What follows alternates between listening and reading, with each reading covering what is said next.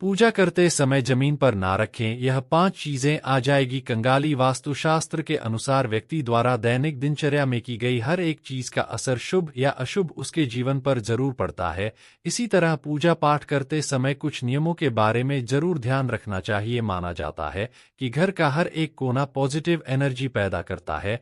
ऐसे में बात जब घर में मौजूद मंदिर की हो रही हो तो कई तरह के नियमों का ध्यान रखना बेहद जरूरी माना जाता है। देवी देवता की तस्वीर या मूर्ति रखने की दिशा से लेकर किस तरह पूजा करना चाहिए इसके बारे में विस्तार से बताया गया है। ऐसे ही कई बार पूजा करते समय अनजाने में हम ऐसी गलती कर देते हैं जिसका असर व्यक्ति के जीवन में किसी न किसी तरह उल्टा जरूर पड़ता है। वास्तुशास्त्र के अनुसार अधिकतर हम जब पूजा करते हैं तो कुछ चीजें ऐसे ही जमीन में रख देते हैं, जबकि ऐसा बिल्कुल भी नहीं करना चाहिए। आइए जानते हैं वास्तु के हिसाब से जमीन में कौन सी चीजें रखने से पूजा का पूरा फल नहीं मिलता है, इसके साथ ही देवी देवता भी हो जाते रुष्ट। लेकिन उससे पहले अगर आप भी चाहते हैं कि माता रानी का आशीर्वाद आप पर बना रहे तो इस वीडियो को एक लाइक करें और चैनल को सब्सक्राइब कर ले और कमेंट बॉक्स में जय माता लक्ष्मी जरूर लिखें। नंबर 1 दीपक। देवी देवता की पूजा करते समय घी का दीपक जलाना शुभ माना जाता है।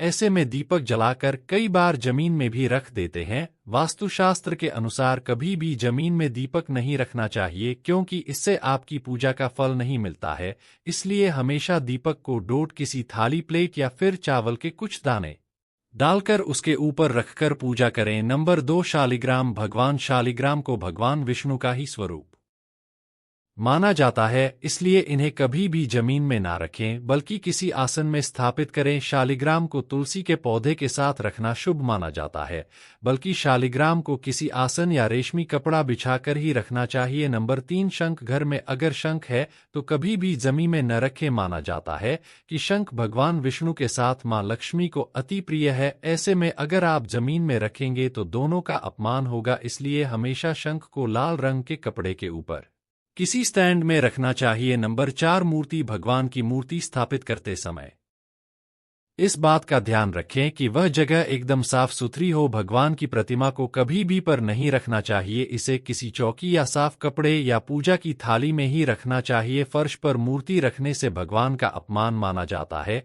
इससे घर की सुख समृद्धि जा सकती है। नंबर 5 आभूषण। कुछ लोग मंदिर में भगवान को डोट आभूषणों से सजाते हैं, जैसा कि आभूषण शुभता का प्रतीक होता है और इनका विशेष ग्रह से संबंध होता है, इसलिए इनको जमीन पर रखना शुभ नहीं माना जाता है। इससे ग्रहों की स्थिति प्रभावित होती है और जीवन में परेशानियां आने लगती हैं, इसलिए इनको हमेशा साफ वस्त्रों में रखना चाहिए। नंबर 6 शिवलिंग। शास्त्र के मुताबिक शिवलिंग को भूलकर भी जमीन पर नहीं रखना चाहिए। शिवलिंग को हमेशा रेशमी कपड़ा बिछाकर उसके ऊपर ही रखें। नंबर 7 सुपारी। पूजा में सुपारी का प्रयोग अधिकतर ही लोग करते हैं और पुष्प के साथ जमीन पर रख देते हैं।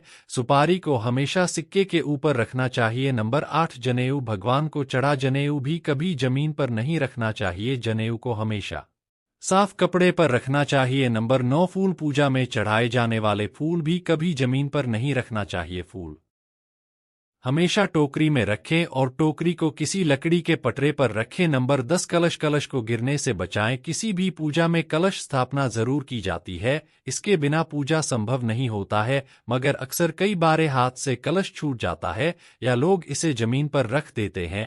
इस वजह से घेर में वास्तु दोष बनता है, साथ ही धन की देवी लक्ष्मी की नाराजगी का सामना करना पड़ सकता है।